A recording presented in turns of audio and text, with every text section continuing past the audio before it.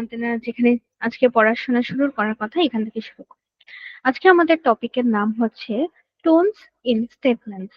মানে হচ্ছে এক একটা সেন্টেন্সের কি টোন থাকে সেটা আমরা আজকে বোঝার চেষ্টা করব। তাহলে চলো শুরু করি। আচ্ছা দাঁড়াও একটা সেকেন্ড। টোনস ইন স্টেটমেন্টস এর আগে বলো যে আমাকে ক্লিয়ারলি শোনা যাচ্ছে তো? জি, শোনা যাচ্ছে। ওকে। চলো আমরা পড়ি। বলেছে যে এই নিচের সেন্টেন্স গুলো আমার পড়তে এবং এটা কোনটা কিরকম বোঝাচ্ছে সেটা আমাকে বলতে। যেমন ধরো আমরা এটা এই উদাহরণগুলো না দেখে আমরা আগেই বলতে পারি যে কেউ ধরো আমাদেরকে বললো যে একজন পুলিশ, আমরা রাস্তায় ধরো গাড়ি চালাচ্ছি, একজন বললো স্টপ দ্য কার। এটা আমরা বুঝতে পারি যে তিনি আমাদেরকে আদেশ করছেন। হ্যাঁ, এইভাবে আমার বুঝতে হবে যে কোনো কথা শুনে যে এটা কি কি মিন করছে, এটা শুনে আমার কেমন লাগছে আমাকে। তো বললো যে নিচের সেন্টেন্স গুলো আমাদেরকে পড়তে হবে এবং আমাদের কি ইমোশন সেটা বলতে হবে। যেমন why did the math book look sad because it had to many problem. এটা একটু মজা করে লিখেছে, যেমন একটা ম্যাথ বুকে অনেক প্রবলেম থাকে তাই ও অনেক স্যাড। ঠিক আছে, এই সেন্টেন্সটা পড়ে তোমাদের কেমন লাগছে? ফানি, হ্যাপি, এক্সাইটেড এরকম? তো বা বলো তো তোমার কেমন লাগছে? মিস, এখানে তো লুক স্যাড লিখছে, তার মানে হচ্ছে খারাপই লাগতেছে। না না, দেখো বলেছে কি do the sentences make you sad, happy or excitement, মানে অর হিউমারাস, মানে হচ্ছে একটু ফানি হিউমার আমরা যেটাকে বলি। বলছে যে তোমাকে কি স্যাড লাগছে, হ্যাপি লাগছে, এক্সাইটেড নাকি হিউমারাস লাগছে, কোনটা লাগছে? হ্যাপি যেমন লাগছে। এই হ্যাপি। সে ওকে, হ্যাপি বলা যায়, হিউমারাস বলে আর একটু ভালো হয়। কারণ দেখো এটা কি বলেছে, ম্যাথ বুক এত স্যাড কেন, কারণ এর মধ্যে অনেক প্রবলেম আছে। এটা একটা কৌতুকের মতো বুঝিয়েছে, তো আমরা বলতে পারি happy, excited, sorry happy, humorous দুটি। আচ্ছা, তারপর আমরা যদি নেক্সট টাইম যাই, বললো যে earth is mainly covered by water, about 95% of plants surface is ocean. এটা এটা তোমার কিরকম লাগলো? স্যাড, হ্যাপি, কিউরিয়াস, হিউমারাস নাকি কোনটা? Or give you information. Give you information মানে হচ্ছে তোমাকে জানানো। দেখো এখানে বলেছে আর্থ ওয়াটার দিয়ে কভার করা, 70% হচ্ছে পানি, ওশেন বা সমুদ্র। এটা তোমাকে একটা জানার কথা, এটা শুনে কারো স্যাড লাগার কথা না, হ্যাপি লাগার কথা না, উৎসাহ লাগার কথা না, তাই না? এটা হচ্ছে একটা ইনফরমেশন এরকম। তাহলে আমরা বুঝতে পারলাম যে টোনস অফ স্টেটমেন্টস কি। একটা স্টেটমেন্ট শুনে আমার কিরকম লাগলো, ধরো স্যাড লাগলো, হ্যাপি লাগলো নাকি, এটা আমরা বলতে পারবো। তারপরে বলেছে যে now read the following statements in column 1। আচ্ছা, এটা হচ্ছে তোমাদের একটা গ্রুপ ওয়ার্ক, সেটা হচ্ছে যে চলো আমরা দেখি।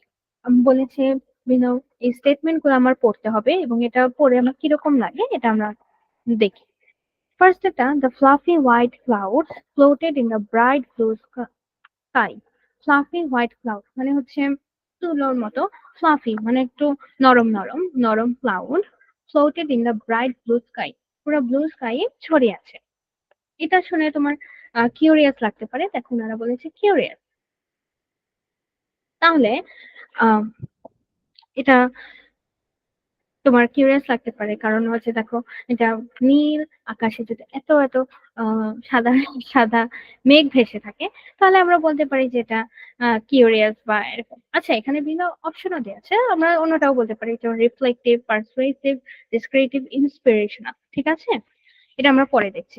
তাহলে তোমার এটা কি মনে হয়, দ্য ফ্লাফি হোয়াইট ক্লাউডস, এটার সাথে কি এই কথাটা শুনে তোমার কেমন লাগলো?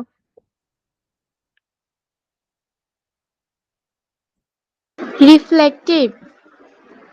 আচ্ছা, আমার কাছে তো এটা একটু কিউরিয়াস লাগলো।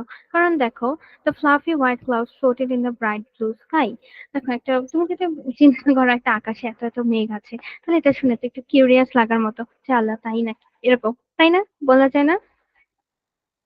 জি মিস। আচ্ছা, আরেকজন যে আছো কুদরতি হুদা নামের একজন স্টুডেন্ট, তো তুমি কি শুনতে পাচ্ছ আমাকে? বা তুমি কি আজকে নিউ কিনা এটা আমাকে জানাও। জি ম্যাম, আমি আজকে নিউ। ওকে, কেমন আছো তুমি, নাম কি? আসসালামু আলাইকুম, মাই নেম ইজ শাহপনা হুদা সোহা খানম। ওয়ালাইকুম সালাম, থ্যাংক ইউ।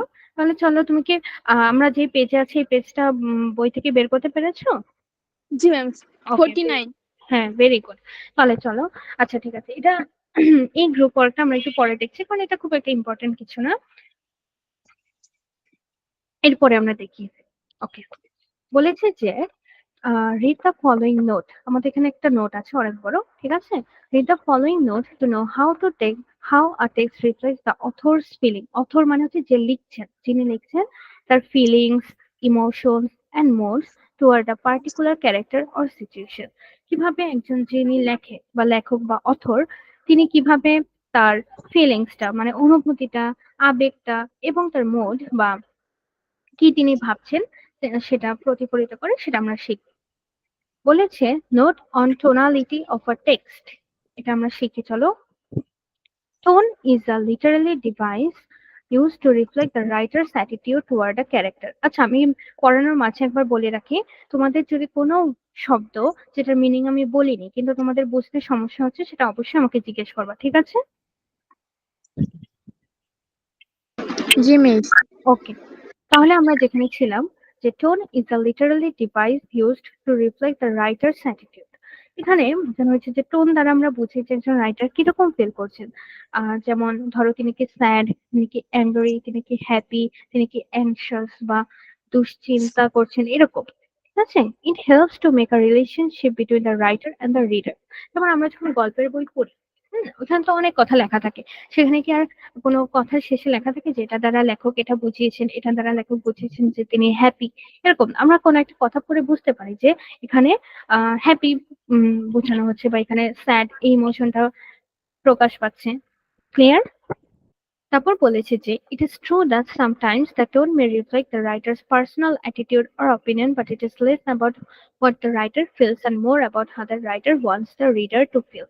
আচ্ছা, এখানে কি বলা হয়েছে, দেখো, আমরা যখন কখনো আত্মজীবনী পড়ি কারো কোনো লেখকের, তখন সেখানে কি লেখকের কথাগুলো আমরা শুনি যে লেখক ওই সময় কি ফিল করেছেন, ওই সময় কি বুঝিয়েছেন, এরকম। কিন্তু এর থেকেও সব থেকে বড় কথা হচ্ছে যে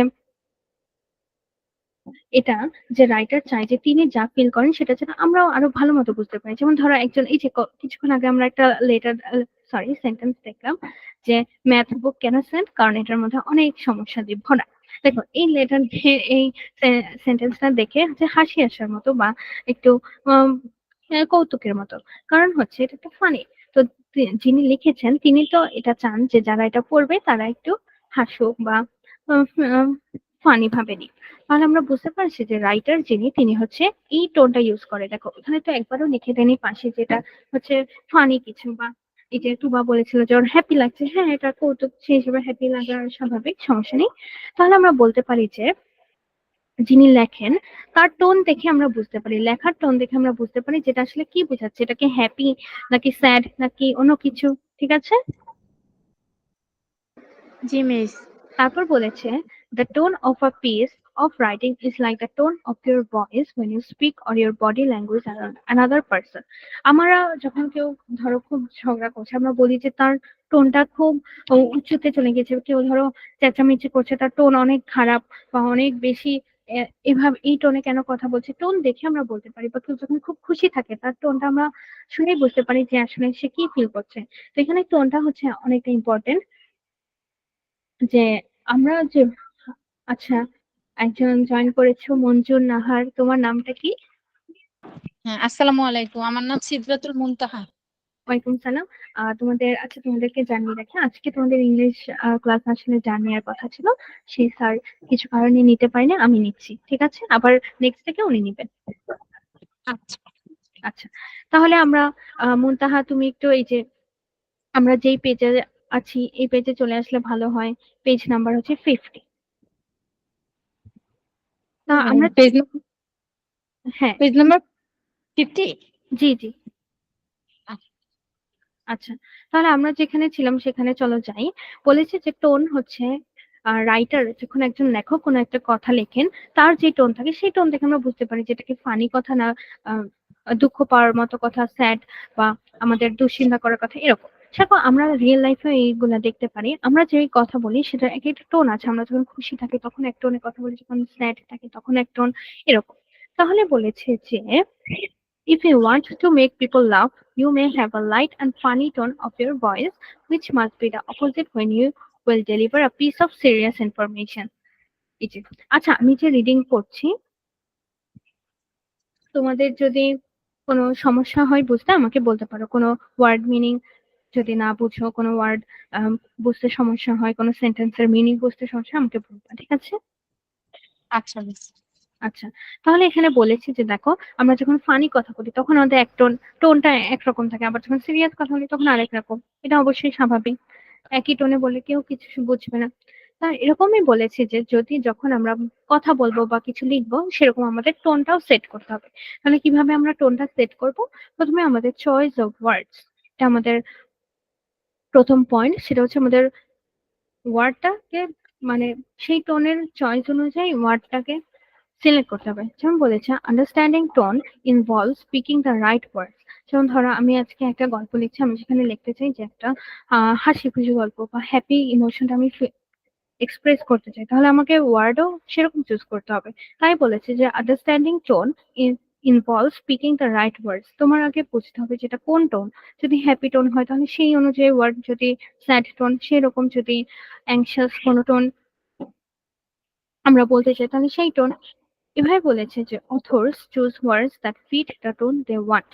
যারা লেখক তারা হচ্ছে সেরকম ওয়ার্ডই চুজ করে যেগুলো হচ্ছে সেই টোনে ফিট করে। যেমন ধরো কেউ একজন এই যে যিনি একজন লেখক তিনি লিখতে চাচ্ছে একজন মানুষের কথা যে অনেক স্যাড, কিন্তু সে ওখানে হ্যাপি, উৎফুল্ল এমন টাইপ ওয়ার্ড, এক্সাইটমেন্ট এসব শো করছে, তাহলে কিন্তু হবে না। তাই বলেছে আমাদের ফার্স্ট পয়েন্টটা হচ্ছে চয়েস অফ ওয়ার্ড। তারপর formal writing, formal writing uses big words while informal writing is casual. আচ্ছা, ফর্মাল রাইটিং এর একটা এক্সাম্পল কে দিবে আমাকে? ফর্মাল রাইটিং কি? আমরা যে ভাষায় সবসময় লিখে থাকি সেটা, তো অফিস আদালত ব্যতীত যে ভাষাটা। আচ্ছা, আমরা ফর্মাল রাইটিং ইউজেস বিগ ওয়ার্ডস, এক্ষেত্রে হতে পারে যে বিগ ওয়ার্ডস বলতে কি মানে একটু বড় ওয়ার্ড, বা ধরো আমরা যখন ক্যাজুয়ালি বলি ধরো বাই বা এরকম কিছু, কিন্তু এটাকে যদি আমরা ফর্মালি বলি তাহলে একটা সুন্দর ওয়ার্ড ইউজ করি। আবার অন্য ক্ষেত্রে যে informal writing is casual, informal আমরা ধরো একটা ফ্রেন্ড আর একটা ফ্রেন্ডের সাথে কথা বলছে সেটা হচ্ছে একটা ইনফর্মাল, কিন্তু যখন ধরো আমি কোথাও অ্যাপ্লিকেশন লিখছি সেটা একটা ফর্মাল রাইটিং, আবার একটা ফ্রেন্ডের সাথে কনভারসেশন করছি সেটা একটা ইনফর্মাল রাইটিং। ক্লিয়ার? জি মিস। ওকে, তাহলে তারপর আমরা যাই। তাহলে ফার্স্টে শিখলাম আমরা টোন বোঝার জন্য আমরা ফার্স্টে চয়েস অফ ওয়ার্ড, আমরা ওয়ার্ড চুজ করবো সুন্দর করে। তারপর হচ্ছে voice of the author, the way our writer talks is important for tone. মানে যেভাবে একজন রাইটার কথা বলে সেটা হচ্ছে টোনের জন্য সবচেয়ে ইম্পর্টেন্ট, কারণ আমরা টোন শুনেই বুঝতে পারি যেটা কি হ্যাপি টোন নাকি নাকি স্যাড টোন এরকম। It's like their personality, how they say things and how they connect with readers. They can sound like an expert or a friendly friend. They might sound thoughtful, strong, funny, or even a bit mean. This makes the text feel different and helps us understand it better. আচ্ছা, আমরা যখন গল্পের বই পড়ি তখন আমরা এটা সবচেয়ে ভালো বুঝতে পারি, সেখানে এক একটা ক্যারেক্টার আমাদের এক এক রকম লাগে, কেউ ভালো, কেউ খারাপ, কেউ খুব ফানি, কেউ খুব স্যাড, তাই না? জি মিস। হ্যাঁ, সেটা আমরা বুঝি আসলে টোনটা দেখে। দেখো যিনি লিখেছেন তিনি খুব সুন্দর করে টোনটা মেনটেন করেছেন। এই যে টোনের যে নিয়মগুলো আমরা পড়ছি এগুলো তিনি মেনটেন করেছেন, তাই বুঝতে পারি যে কি এখানে কি ফিল করছে। যা ওয়ার্ড গুলো সুন্দর করে চুজ করা হচ্ছে, ভয়েসটা ঠিক, বা আমরা যখন রিয়েল লাইফে কথা বলি সেক্ষেত্রেও টোনটা ইম্পর্টেন্ট, এবং যখন কোনো গল্পের বই বা লেখা পড়ি সেক্ষেত্রেও টোনটা ইম্পর্টেন্ট। তারপর হচ্ছে ফিলিংস। বলছে tonality creates feelings in writing from serious to fun. Tonality এটা বলে হচ্ছে যে টোনের যে অ্যাবিলিটিটা আছে সেটা হচ্ছে একটা ফিলিং ক্রিয়েট করে, যেমন রাইটিং এ। তারপর যেমন সিরিয়াস থেকে ফান, ধরা প্রথমে একটা কাহিনীর প্রথমে ছিল ফান, কিন্তু লাস্ট দিক দিয়ে দেখা গেল খুব সিরিয়াস হয়ে গেছে কাহিনীটা। তো এখানে যে একটা চেঞ্জ আসলো ফান থেকে সিরিয়াস বা সিরিয়াস থেকে ফান, সেটাই মেইনলি টোনের উপর নির্ভরশীল। কারণ ফান যেহেতু যখন ছিল তখন হচ্ছে খুব ফানি ফানি কথা বলতে, হয়তো সেই হিসেবে আমাদের মনে হয়েছে ফান, কিন্তু গল্পের শেষে যদি গিয়ে দেখি একটু সিরিয়াস কথা তাহলে বুঝবো এখন একটু সিরিয়াস। তাই বলেছে যে it affects how readers feel, mood and tone work together to set the emotions of text. একটা ইমোশনকে বোঝাতে মুড এন্ড টোন একসাথে কাজ করে। মুড হতে পারে এই যে যেমন যখন যে স্যাড টোনে কথা বলে তখন তার মুড কিরকম এটা আমরা বুঝি, বা যখন সে হ্যাপি থাকে তখন তার টোন কিরকম হবে এটা আমরা বুঝি। Tone shows how the writer feels about things, while mood shows how readers feel when reading. কি বলেছে? টোনটা হচ্ছে, ধরো একজন গল্প লিখলো, তিনি লিখলো একটা হাসির গল্প। এটা হচ্ছে আমরা যে হাসলাম, এটা একটা হচ্ছে এই একটা কথা পড়েই তো হাসলাম, তাই না? সেইটা যে লেখার যে স্টাইলটা সেটাকে বলা হয় টোন। কিন্তু এই যে আমরা যে যেরকম ফিল করছি, আমরা খুব হাসি খুশি ফিল করছি এটা পড়ার পর, সেটা হতে পারে মুড। যেমন কিছুক্ষণ আগে একটা লাইন আমরা দেখেছিলাম যে বলেছে যে ম্যাথ বুক খুব স্যাড, কারণ ম্যাথ বুকে অনেক প্রবলেমে ভরা। হ্যাঁ, এটা একটা ফানি কথা ছিল। তাহলে দেখো এখানে আমরা ফিল করছি ফানি বা ফিল ফিল করছে হিউমারাস, আমরা বলতে পারি সেন্স অফ হিউমার যেটাকে বলে। তো এটা যে আমরা বললাম যে ফিলটা করছে সেটা হচ্ছে আমাদের মুড, কিন্তু যে রাইটার যিনি এই সেন্টেন্সটা লিখেছেন তিনি যেভাবে লিখেছেন, যে ওয়ার্ড গুলো চুজ করেছেন সেটাকে বলা হয় টোন। বলার স্টাইলটা হচ্ছে টোন, কিন্তু যেটা ফিল করি সেটা হচ্ছে মুড। ক্লিয়ার? জি মিস। ওকে, তাহলে তারপর হচ্ছে বলেছে যে হ্যাঁ, তারপর হচ্ছে figurative language. It is the use of words and expressions in an unusual and unimaginative manner. যেমন simile and metaphor are two good examples of. আচ্ছা, ফার্স্টে আমি বলি এটা কি বোঝাচ্ছে। যেমন মেটাফর বা রূপক, এই ওয়ার্ডটা কি তোমরা জানো এটার মানে কি? রূপকের অর্থ সুরেলা। না, মেটাফর শব্দের অর্থ হচ্ছে কি রূপক। এটাকে বলে, ধরো মনে আছে অনেক আগে আমরা একটা গল্প পড়েছিলাম আঙুর ফল টক। জি মিস। হ্যাঁ, সেখানে আমরা মনে হচ্ছে একটা শিয়ালের কথা। দেখো এই গল্পটা মিলিয়ে বোঝানো হয়েছে যে, দেখানো হয়েছে কি যে শিয়ালটা ওটা ধরতে আঙ্গুরটা নিতে পারেনি, তাই ও বলছে আঙ্গুর ফল টক। কিন্তু এটার মেইন থিমটা ছিল যে এরকম, যে আমরা মানে কেউ যদি কোনো কিছু না পারে তাহলে সে ঈর্ষান্বিত হয়ে হচ্ছে ওই বাক্যটা করে। তো এটা গল্পের আমার একটা গল্পের মধ্যে যে একটা হিডেন মিনিং থাকে, একটা মেইন থিম লুকানো থাকে, সেটাই মেইনলি মেটাফোর দিয়ে আমরা চিহ্নিত করতে পারি। যেমন ধরো ইংলিশে তোমরা এই ওয়ার্ডটা কখনো শুনেছো কিনা, আ লং ডে। মানে হচ্ছে এটা, এটা শুনে কেউ বলবে যে এটার মানে হচ্ছে আ লং ডে বলতে বোঝাবে যে একটা দীর্ঘ দিন, তাই না? কিন্তু আসলে এটার মেইন অর্থ হচ্ছে একটা ব্যস্তময় দিন। তাহলে আমরা বলতে পারি যে দেখো আমি বলেছি আ লং ডে, কিন্তু আমি বোঝাচ্ছি একটা ডিফারেন্ট মিনিং। তাই এটা রূপক, এটাকে বলা হয় রূপক বা মেটাফর। ঠিক আছে? জি মিস। তারপর আমরা যেখানে ছিলাম, a defined tone allows readers to connect with the writer. When you read a literary piece, you may find different tones like cheerful or light-hearted, regretful, humorous, আচ্ছা আচ্ছা। তাহলে আমি বলি আমরা ভিন্ন টোন দেখে আমরা ডিরেক্ট বলি যে এটা হচ্ছে চিয়ারফুল, এটা হচ্ছে লাইট হার্ট, এটা হচ্ছে খুব স্যাড, এটা হচ্ছে হ্যাপি, এটা হচ্ছে নস্টালজিক, আগের কথা মনে পড়ছে, মেলানকোলি, খুব সুন্দর আমাদের আগের কোনো স্মৃতি, এরকম। কিন্তু একটা একটা টোন, যে একটা ডিফাইন্ড টোন, মানে এই টোনটা দ্বারা এটা বুঝি, এরকম টোনগুলো দ্বারাই কিন্তু আমরা একটা রাইটারের সাথে, আমরা যারা রিডার্স আছে তারা কানেক্ট হই। যেমন একজন রাইটার যেটা বুঝিয়েছেন সেটা তিনি বুঝিয়েছেন স্যাড, এবং আমরা যদি বুঝি যে হ্যাঁ এটা পরে আমার স্যাড লাগলো, তাহলে আমরা বলতে পারি যে এটা একটা ডিফাইন্ড টোন ছিল। অনেক সময় কোনো গল্পের বই পড়লে মনে হয় যে আচ্ছা এটা কি স্যাড হওয়ার মতো নাকি দুঃখ হ্যাপি হওয়ার মতো, সেটা বোঝা যায়। তো আমি বলতে পারবো ওটা ওখানে টোনটা ক্লিয়ার ছিল না, বোঝা যাচ্ছিল না, এরকম। তারপর আমাদের এখন বলেছি যে now let's know about the different types of tone that you will usually experience in a text. আমরা টেক্সটে যে সব টোন গুলো দেখবো সেগুলো আমরা আজকে বলা হয়েছে। যেমন প্রথমে হচ্ছে formal or informal tone. Formal বলতে আমরা বুঝি একটা মিটিং টিটিং, অফিস, এরকম টাইপ কিছু। হ্যাঁ, বা অ্যাডমিনিস্ট্রেশন এর কাছে কিছু, বা অধ্যাপক বা কলেজের টিচার, এরকম যাদের কাছে, এগুলো আমরা সাধারণত ফর্মাল বলতে পারি। যেমন a formal text tone is serious, respectful and professional. দেখো তোমাদের নাম থেকেই বোঝা যায় যে ফর্মাল মানে হচ্ছে আমাদের সিরিয়াস হতে হবে, রেসপেক্টফুল এন্ড প্রফেশনাল।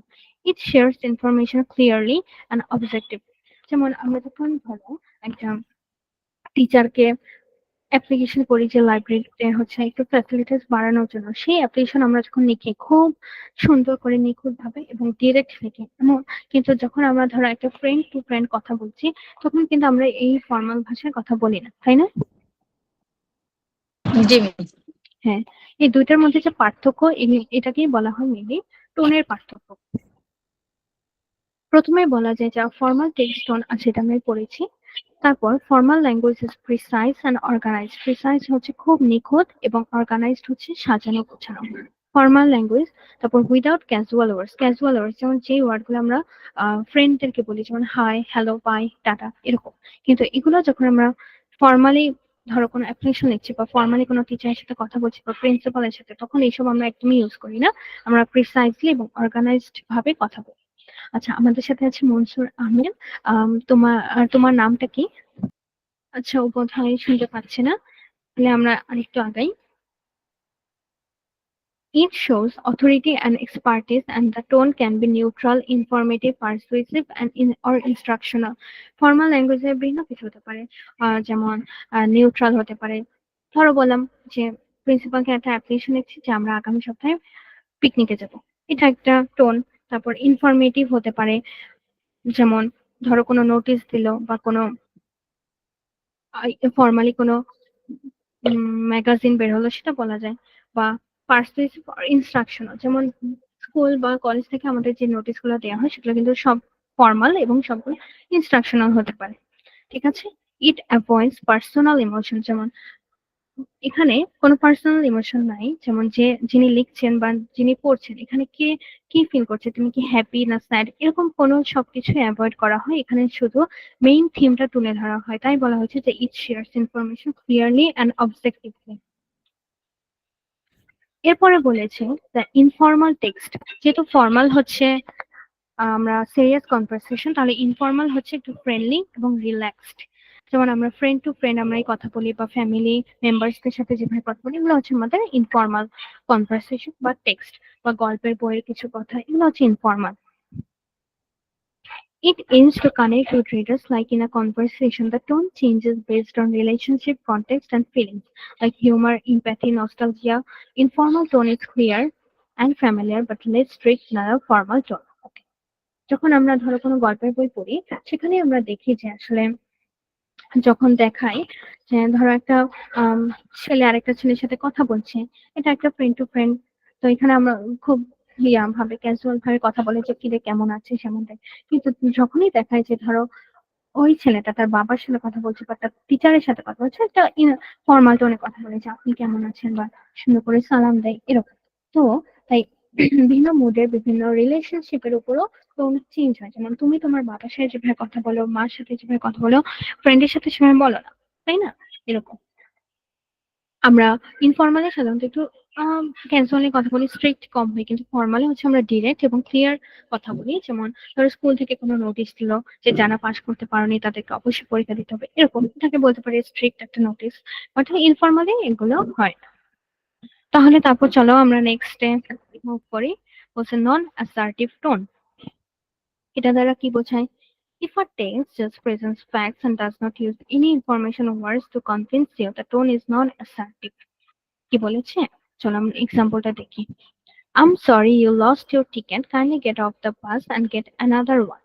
দেখো এখানে প্রথমে বলেছে যে একটা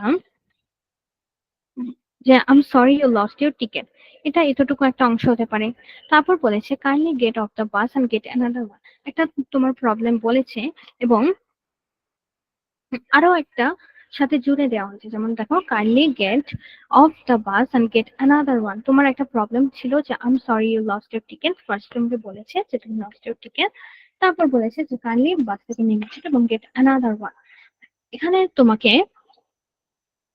ফ্যাক্টস, ফার্স্টে হচ্ছে টিকেট হারালে তোমার কি করতে হবে, গেট অফ, বাস থেকে নেমে যেতে হবে এবং আরেকটা নিতে হবে। তো এখানে একই সাথে একটা ফ্যাক্ট তোমাকে প্রোভাইড করছে, এটাকে আমরা বলবো নন অ্যাসার্টিভ টোন। ক্লিয়ার? জি মিস। ওকে, তারপর হচ্ছে অ্যাসার্টিভ টোন। এখনই আমরা বললাম নন অ্যাসার্টিভ টোন, এবার হচ্ছে অ্যাসার্টিভ টোন। বলেছে যে if there is no sign of anger, the expression is calm and peaceful, it means the tone is assertive. যে ধরো নর্মাল আমরা কথাবার্তা ধরি আমাদের নর্মাল কনভারসেশন, সেটা হচ্ছে একটা অ্যাসার্টিভ টোন। যেমন কি বলেছে, I really like the way you talk to me, I will thank for your manners.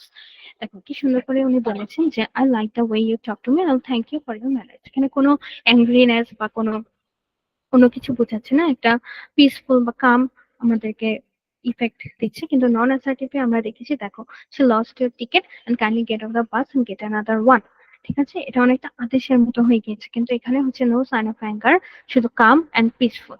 তাহলে আমরা বুঝলাম কোনটা অ্যাসার্টিভ আর নন অ্যাসার্টিভ টোন। তারপর আমরা পড়বো হচ্ছে অ্যাগ্রেসিভ টোন। তার নাম দেখে আমরা বুঝতে পারছি, যেমন ধরো কেউ খুব রেগে আছে, সে বললো যে শাট দ্য ডোর। এটা যে টোনে বলেছে সেটা শুনে আমরা বলবো যে সে খুব অ্যাগ্রেসিভ এখন। যেমন এখানে উদাহরণ দেওয়া আছে, you are a terrible liar, তুমি একজন ভয়ঙ্কর মিথ্যাবাদী। সেটা হতে পারে একটা অ্যাগ্রেসিভ টোনের উদাহরণ। যখন মানুষ খুব রেগে থাকে, খুব অ্যাগ্রেসিভ হয়, একদম এক্সট্রিম অ্যাঙ্গার প্রকাশ করতে চায়, তখন তাকে সেই টোনটাকে বলা হয় অ্যাগ্রেসিভ অ্যাঙ্গার। ক্লিয়ার? জি মিস। ওকে। তারপরের অংশটা হচ্ছে টোন অফ ট্রায়াম্ফেন্ট। আচ্ছা, ট্রায়াম্ফ মানে হচ্ছে জয় করা কোনো কিছু। যখন আমরা ধরো কোনো একটা গল্পপূর্ণ গল্পের শেষে দেখালো যে যিনি মেইন ক্যারেক্টার ছিল, সে একটা জিনিস অর্জন করেছে, খুব ভালো কিছু অর্জন করেছে, এই যে টোনটা বা এই স্টাইলটাকে বলা হয় টোন অফ ট্রায়াম্ফেন্ট। যেমন if the writing shows how the main character, ধরো কোনো গল্পের মেইন ক্যারেক্টার আমরা ধরতে পারি।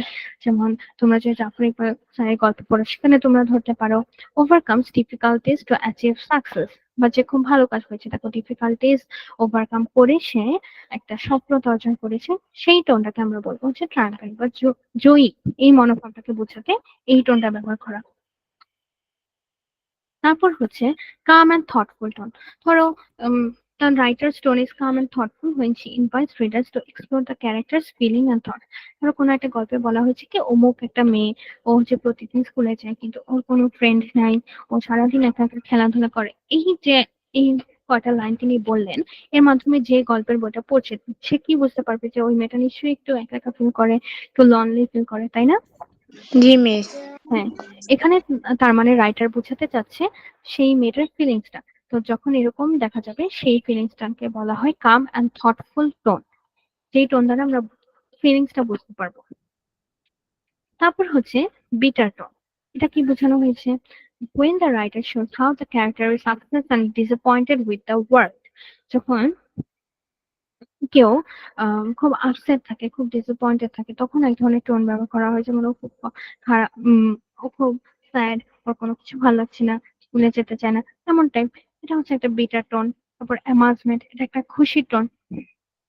এমন খুশি যে বলেছে যে, যেমন যদি কোনো হিডেন প্লেস থেকে বা কোনো গুহা থেকে যদি কোনো একটা ম্যাজিক সে ডিসকভার করে, তাহলে যেরকম খুশি সেরকম টোন অফ অ্যামাজমেন্ট হচ্ছে অনেক খুশি। তারপর এক্সাইটেড, ধরো কেউ একজন কোনো প্রতিযোগিতায় ফার্স্ট হয়েছে, তাহলে তার যেরকম এক্সাইটমেন্ট লাগবে সেটা হচ্ছে এক্সাইটেড। ক্লিয়ার? টোন যেমন the tone of a text may be various kinds of, and it mostly depends on the word choice of the writer and how the reader perceives. আমরা কিভাবে এটা গ্রহণ করি, একজন রাইটার কিভাবে লেখেন এবং আমরা কিভাবে সেটা গ্রহণ করি, এটা দ্বারা আমরা বিভিন্ন টোন বুঝি, যে কখন এক্সাইটেড, কখন অ্যামাজমেন্ট, কখন তিনি জয়ী হয়েছেন, কখন সে স্যাড, কখন সে হ্যাপি। তারপর আমরা পড়লাম, আচ্ছা এটা একটা গ্রুপ ওয়ার্ক। এখন আমরা একজন অথর সম্পর্কে পড়বো। চল, নাও read the following note on the author first and then the text and answer the following question. আমরা যিনি লিখেছেন তার সম্পর্কে পড়ি। Jane Austen was a famous English author renowned for her masterpiece. ঠিক আছে, এখানে একজন অথরের নাম, তার নাম হচ্ছে Jane Austen. Pride and Prejudice. Her stories beautifully capture how people behaved and interacted in 19th century. তখন তার এই প্রাইড অ্যান্ড প্রেজুডিস, এটা হচ্ছে তার একটা মাস্টারপিস। এই লেখকের, তার নাম হচ্ছে জেন অস্টেন। তার গল্পগুলো কিরকম ছিল? তার গল্পগুলো বোঝাতো যে কিভাবে বিভিন্ন ধরনের মানুষ, বিভিন্ন ধরনের আম,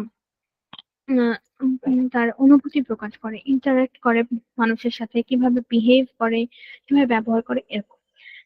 with her clever humour and careful observation, মানে এত সুন্দর করে যে তিনি একটা মনোযোগ দিয়ে দেখেছেন যে কিভাবে কেউ রাগ হলে সে কিভাবে রিয়াক্ট করে, কেউ স্যাড হলে কিভাবে করে, তিনি তা তার গল্পে হচ্ছে ফুটিয়ে তুলেছেন। এই জন্যই হচ্ছে তিনি এখনো তার বইগুলো পড়া। She is considered a classic writer who understood society deeply and wrote stories that are truly special. Pride and Prejudice by Jane Austen is a classic novel যেটা সোসাইটি, ম্যানার্স এবং রিলেশনশিপ নিয়ে তৈরি। ঠিক আছে, তাহলে চলো এই ইয়াটা আমরা পড়ি, এই টেক্সট এটা। আচ্ছা, আম, তুবা, তুমি কি আছো, শুনতে পাচ্ছ? জি মিস। আচ্ছা, তুবা মুনতাহা, আর ওর নামটা আমি ঠিক ভুলে গেছি আসলে, সরি। তোমরা সবাই তাহলে চলো আমরা পড়ি টেক্সট এটা। বলেছি, মিস আমার নাম সোহা। সরি, সোহা, তুবা এবং মুনতাহা। ঠিক আছে, তো চলো একটা গল্প মনে হচ্ছে খুব সুন্দর, আমরা পড়ি। Mister Collins was not a sensible man, and the deficiency of nature had been but little assisted by education or society, the greatest part of his life having been spent under the guidance of an illiterate and miserly father, and though he belonged to one of the university, he merely kept the necessary terms without forming at it any useful acquaintance. আচ্ছা, অনেক বড় একটা line বললো এখানে। Mainly দেখো, একজনের কথা বলা হয়েছে, তিনি হচ্ছেন মিস্টার কলিন্স। এখন এরপর কি বোঝানো হয়েছে এটা আমাকে কে বলতে পারবে? যে বড় লাইনটা আমি পড়লাম। আচ্ছা, আমি হেল্প করছি তোমাদেরকে, সমস্যা নেই। দেখো, যার কথা বলা হচ্ছে মিস্টার কলিন, তিনি খুব একটা বিচক্ষণ মানুষ ছিল না। দেখো বলেছে was not a sensible man, তিনি হচ্ছে পরিবেশের সাথে খুব একটা সময় কাটাননি, আর এডুকেশন সোসাইটি এরকম তার লাইফ পার করতে করতে তিনি যখন ইউনিভার্সিটিতে গিয়েছে, he belong to one of the universities, তখন তার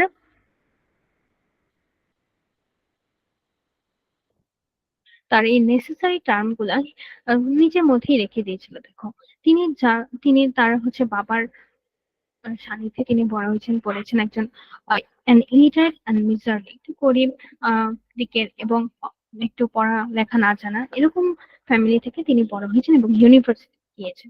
তারপর দেখি কি হয়। The subsection in which his father had brought him up had given him originally great humility of manner, but it was now a good deal counteracted by the self-conceit of a weak head, living in retirement and the consequential feelings of early and unexpected prosperity. আচ্ছা, কি বলেছে এটা আমি তোমাদেরকে বলি। দেখো, যেভাবে তার ফাদার তাকে এই ইউনিভার্সিটি লাইফ পর্যন্ত তিনি তাকে নিয়ে এসেছেন, এবং যেভাবে এই পুরো লাইফটা ছেলেটা কাটিয়েছে মিস্টার কলিন্স, সেক্ষেত্রে অবশ্যই তার অনেক উঁচু নিচু মধ্য দিয়ে তার যাওয়া যাওয়া হয়েছে। এরপর তিনি যখন এখন ইউনিভার্সিটিতে এসেছেন, তখন তখন তার বাবার হচ্ছে রিটায়ারমেন্ট চলছিল, এবং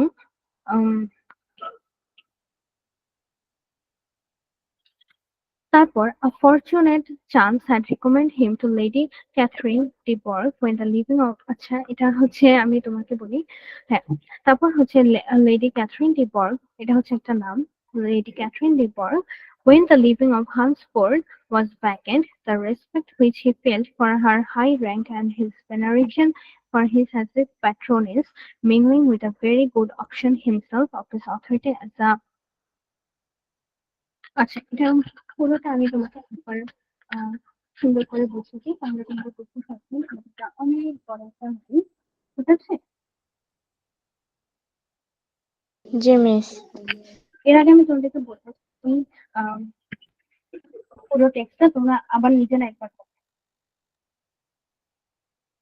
2 মিনিট লাগবে, হ্যাঁ 2 মিনিট তোমাদের এবার এক্সপ্লেইন করি। এটা হচ্ছে মেইনলি এটা প্রায় আমরা কিছুক্ষণ আগে পড়েছি, প্রাইড অ্যান্ড প্রিজুডিসের একটা পার্ট তুলে ধরা হয়েছে এখানে।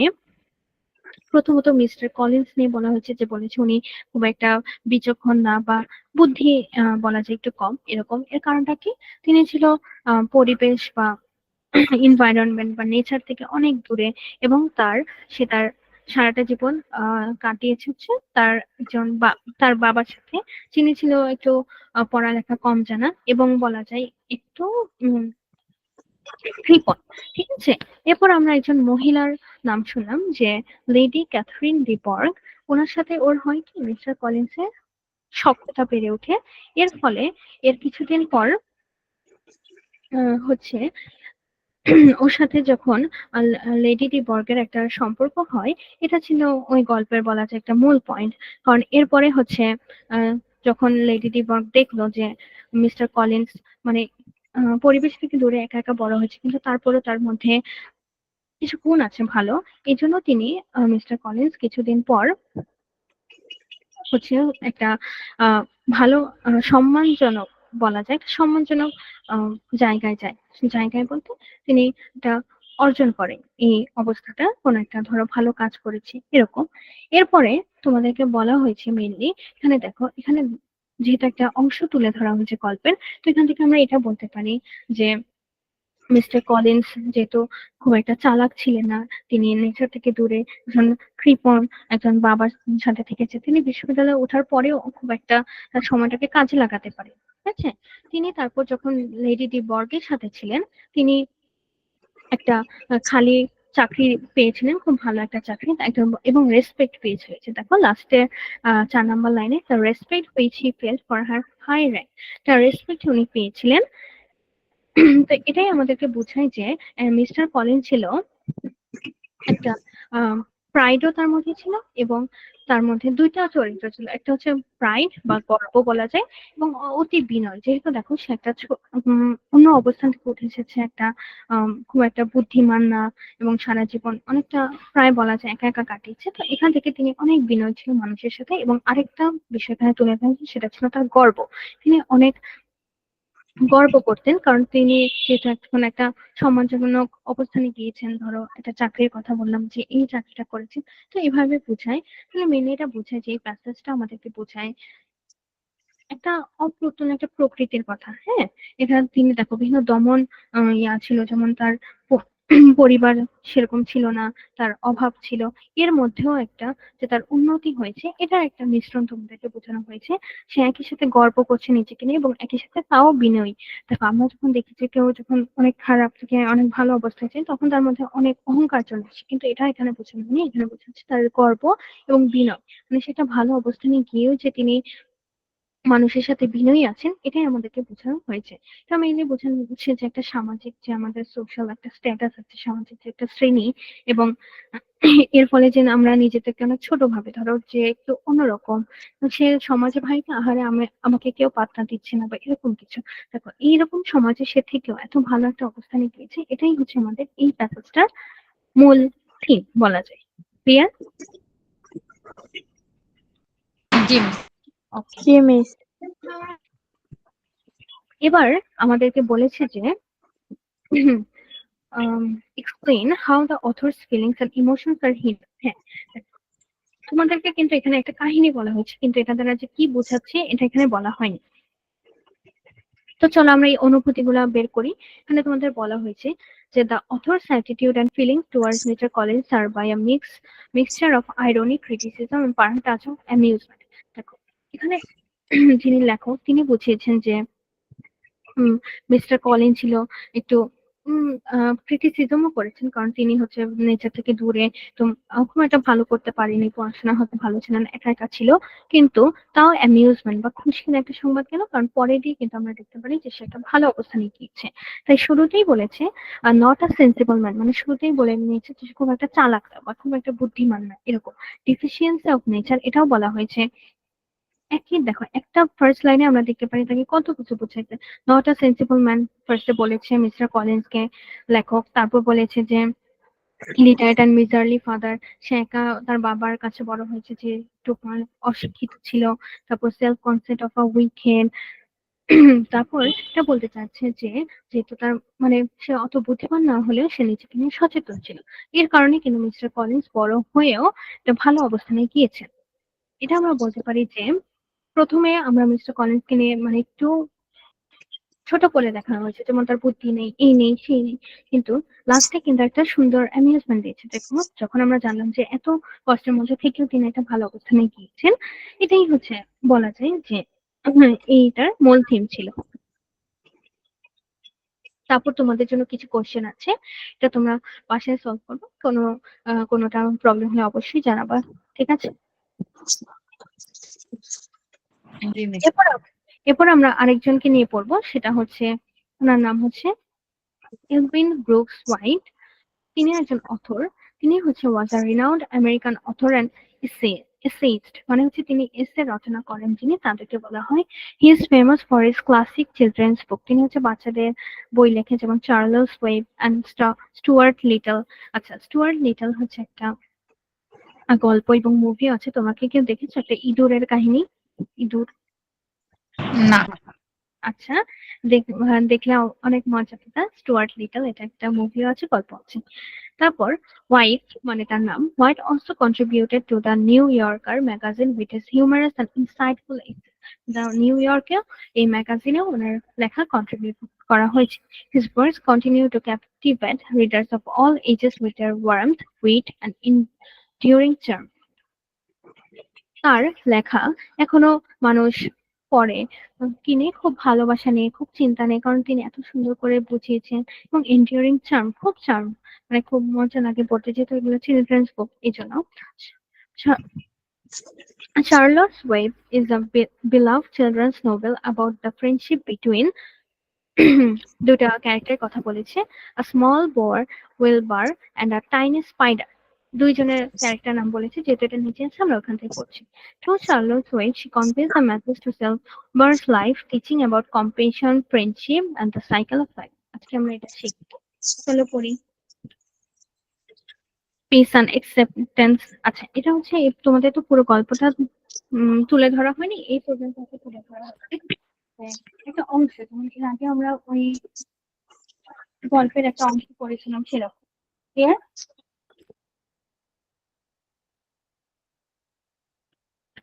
রিডিংটা হয়েছে তোমাদের?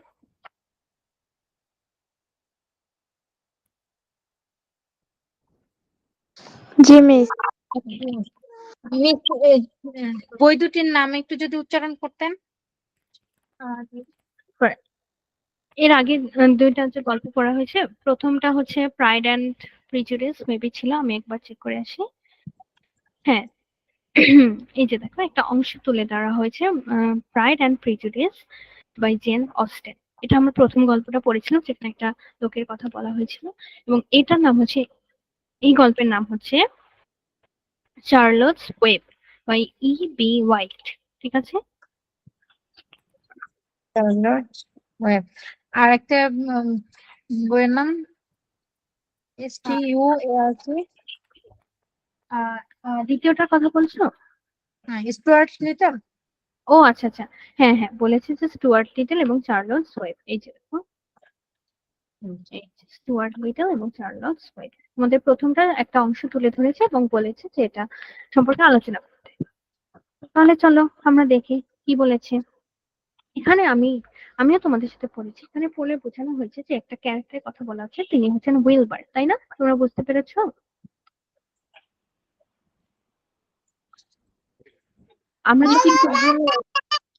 আমরা যখন রাইটারের জীবনে পড়ছিলাম, সেখানে বলা হয়েছিল যে উইলবার হচ্ছে একজন টাইনি স্পাইডার, মানে একটা ছোট মাকড়সা। ওর ওর কথা এখানে মেনলি তুলে ধরা হয়েছে। এখানে বলা হয়েছে যে, দেখো, যে বলছে, তিনি বলেছেন যে উইলবার বা এটা ছোট মাকড়সা, তিনি যে সাকসেসটা পেয়েছে সেটা হচ্ছে খুব, মানে তাকে বাঁচাবে এমন কিছু বলা হয়েছে। আমরা যেহেতু পুরো কাহিনীটা জানি না, তাই আমরা বুঝতে পারছি না কোন সাকসেস, কিসের সাকসেস।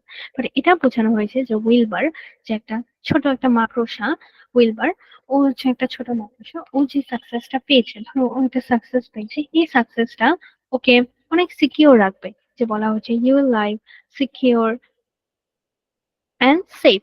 তো এক্ষেত্রে আমরা বলতে পারি যে এখানে উইলবারের একটা সাকসেস নিয়ে কথা বলা হয়েছে, যেটার জন্য ও সবসময় হ্যাপি থাকবে, সিকিউর থাকবে, এরকম। তারপর বলেছে autumn days will shorten and grow cold. দেখো এখানে দুইটা উদাহরণ, অনেকগুলো উদাহরণ দেওয়া আছে। দেখো ফার্স্ট বলেছে অটাম ডেজ চলে যাবে, ঠান্ডা চলে আসবে, তারপর বলছে সব পাতা পড়ে যাবে, ট্রি বড় হবে, ক্রিসমাস চলে যাবে, উইন্টার চলে আসবে। এখানে দেখো একটা উদাহরণের মাধ্যমে বোঝাচ্ছে যে তোমার খারাপ দিন চলে যাবে এবং ভালো দিন আসবে। দেখো, যখন শীতকালে সব পাতা পড়ে যায়, বসন্ততে আবার নতুন পাতা গজায়, আবার যখন আমাদের এই ক্রিসমাস চলে যায়, উইন্টারের নতুন দিন আসে। হ্যাঁ, এভাবে বোঝাচ্ছে যে আমাদের খারাপ দিন চলে যায়, ভালো দিন আসে। এরকম উইলবারকে বলছে যে তোমার সাকসেস এখন চলে আসছে।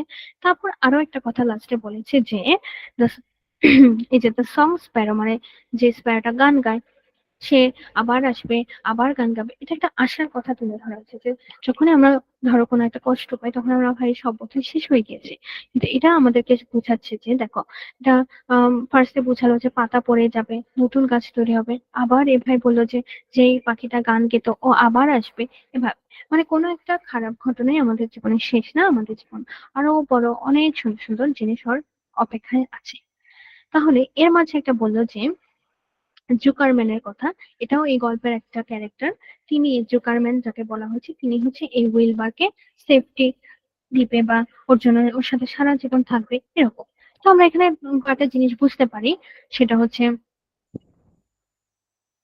সেটা হচ্ছে যে এখানে আম, একটা প্রোটেক্টের কথা বলা হয়েছে, যে উইলবার যে একটা ছোট একটা মাকড়সা, ও সব সময় সেফ থাকবে কার মাধ্যমে, জুকারম্যান ওকে হ্যাপি রাখবে এরকম।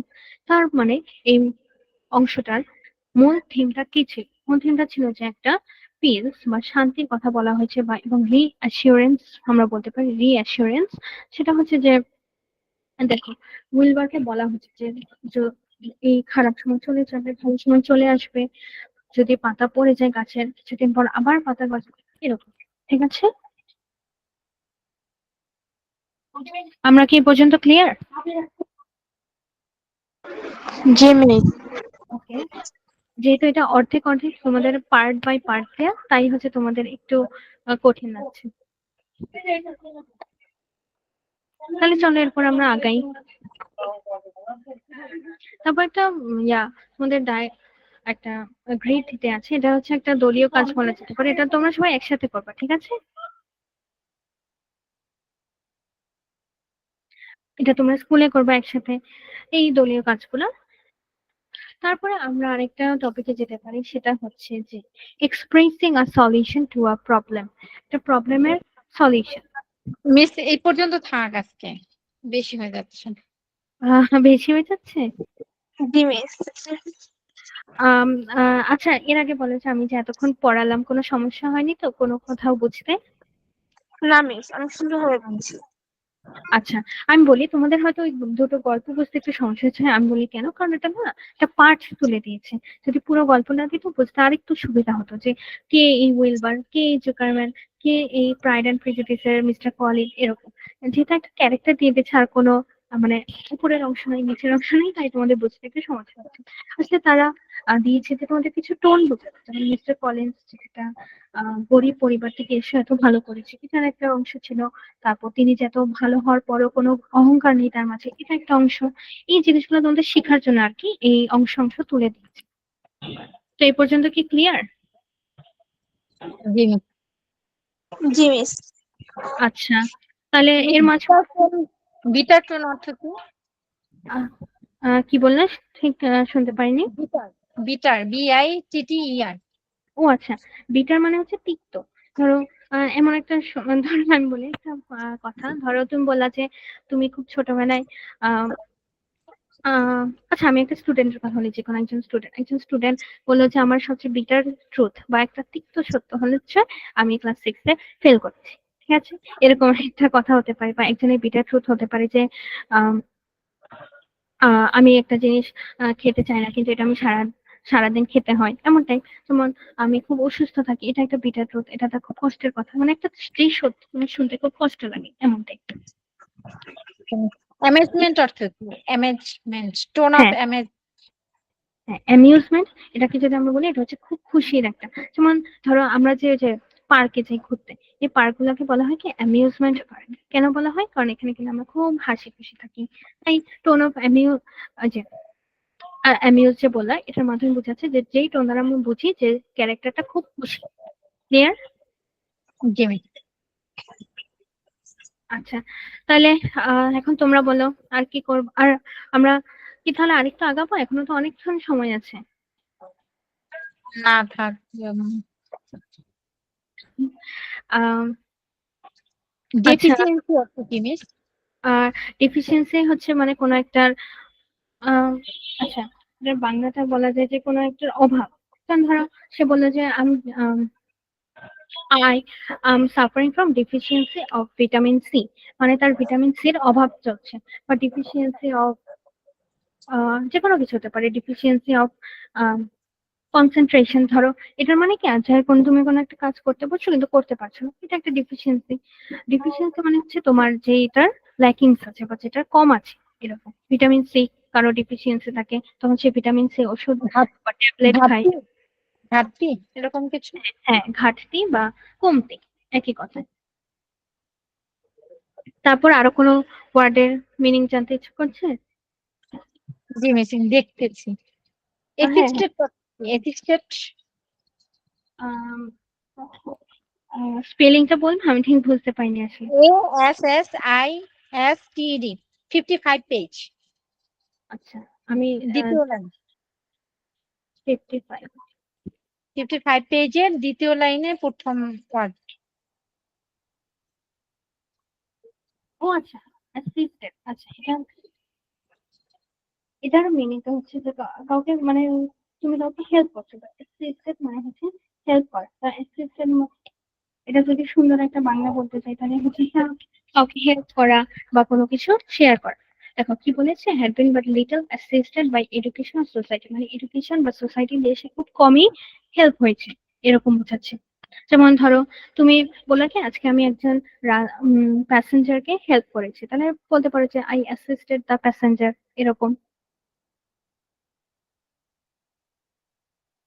অর্থটা কি ধরতে পারি মিস? অ্যাসিস্ট, দেখো অ্যাসিস্টেড এটা হচ্ছে পাস্ট ফর্মে আছে, তো সাহায্য আমি করা। প্রেজেন্ট। হ্যাঁ, সাহায্য করা। অ্যাসিস্ট হচ্ছে সাহায্য করা। তারপর তোমাদের বলো আরো সমস্যা। বিলংড বিলং মানে হচ্ছে মানে কারো যেটা তার অধিকারে। যেমন ধরো একটা পেন আমি বললাম যে this pen belongs to me, মানে এই পেনটা আমার, ঠিক আছে? বা একটা ঘরের কথা, this house belongs to me, এই হাউসটা আমার, এরকম। বিলং মানে হচ্ছে তুমি এটা যদি সুন্দর বাংলা বলো, এটা বলতে পারো অধিকার, অধিকারভুক্ত, অংশভুক্ত, এরকম। অ্যাকোয়েন্টেন্স। ওকে, অ্যাকোয়েন্টেন্স।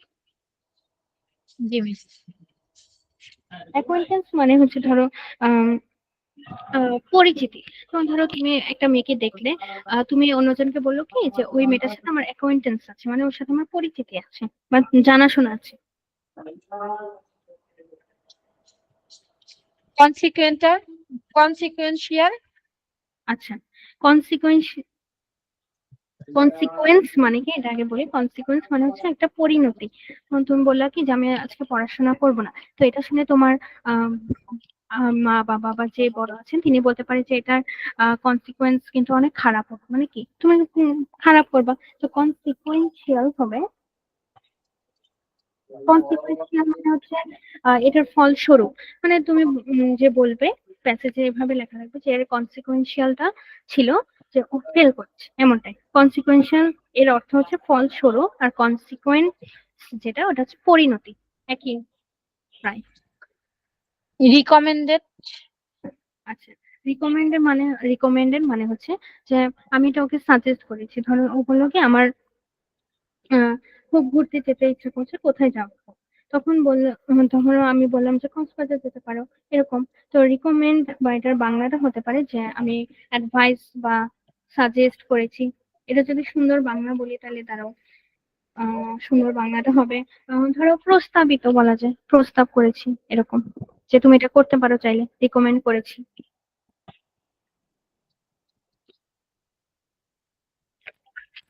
তারপর আর কোনো মিঙ্গল। হ্যাঁ, আরেক প্যাট্রনেস। সরি, আরেকবার বলবা? প্যাট্রনেস PATRONESS। হ্যাঁ, প্যাট্রোনাস মানে হচ্ছে এটা পুরো বাংলা হচ্ছে পৃষ্ঠপোষকতা। তার মানে কি বোঝায় আমি তোমাকে বলি। ধরো একটা উদাহরণ ভেবে নিই। ধরো তুমি ওর ধরো তুমি তোমার একটা ইয়াতে থাকো যেখানে তোমার বাবা মার সাপোর্টে তুমি এই পর্যন্ত এসেছে, এটা বলা যায় যে আমি আমার I was raised under the patroness of my parents, মানে তার পৃষ্ঠপোষকতা বা তার আন্ডারে তুমি থেকে বড় হয়েছে এরকম। ভেনারেশন, ভিই নাকি ভিএ? BE, NERATION। প্যাট্রনেস এর আগে যে ওয়ার্ডটা আছে। হ্যাঁ, ভেনারেশনের মানে হচ্ছে ধরো কারোর প্রতি খুব রেসপেক্ট থাকা, যেমন একটা কিছুর প্রতি রেসপেক্ট থাকা আসলে। যেমন এটাকে যদি আমি বলি যে আমি এই জিনিসটা খুব রেসপেক্ট করি, খুব অ্যাডোর করি, যেমন আম, বাবা মা আর আমাদের যে রিলেশনশিপটা, এটা খুব সুন্দর একটা রিলেশনশিপ বাবা মা আর বাচ্চার মাঝে, এটাকে আমি খুব রেসপেক্ট করি, এটাকে আমি বলতে পারি যে এটা একটা ভেনারেশন। ঠিক আছে, এটা যদি সুন্দর বাংলা আমি বলি তাহলে এটার বাংলা হতে পারে, আচ্ছা বাংলাটা হতে পারে যে আমি এটাকে শ্রদ্ধা করি। হ্যাঁ, রেসপেক্ট এটার একটা হতে পারে সিনোনিম। মিংলিং, কি বললে আরেকবার বলবা? প্যাট্রনেস এর পরে যে ওয়ার্ডটা আছে। আহ, আচ্ছা, কত নাম্বার পড়বে? এটা 50 পেজ, 55 পেজ। আচ্ছা, তাহলে এক সেকেন্ড আমি একটু খুঁজছি কোথায়। ভেনারেশন যে লাইনে আর প্যাট্রনেস যে লাইনে, ওই প্যাট্রনেস এর পরে ওয়ার্ডটা।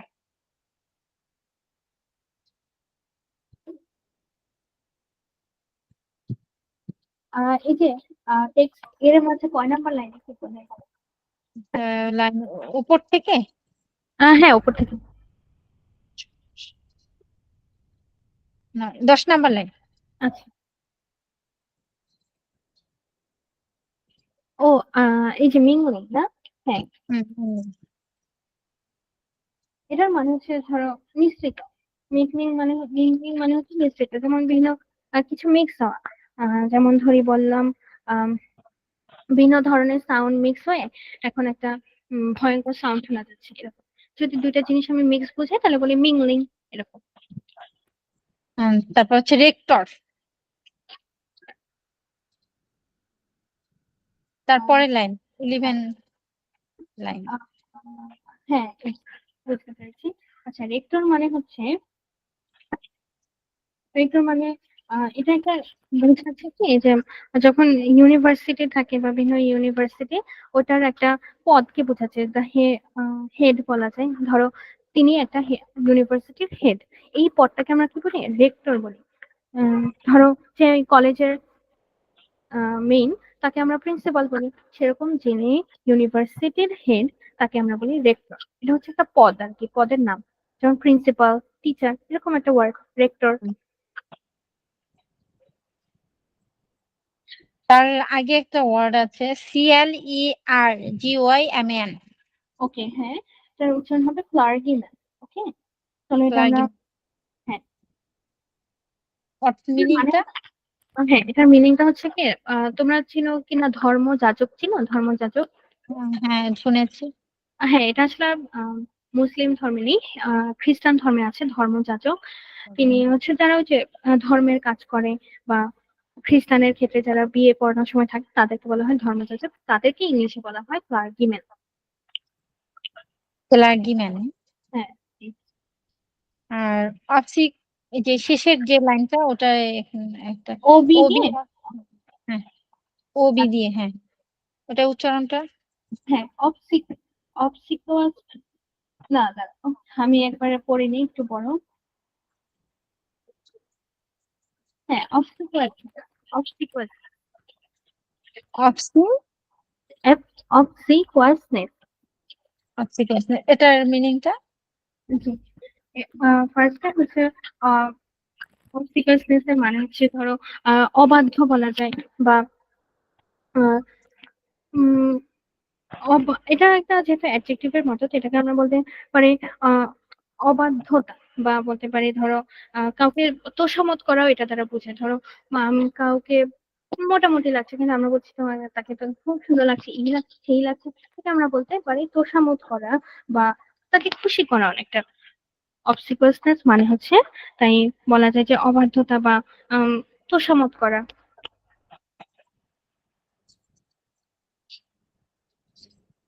56 পেজ। হ্যাঁ বলো।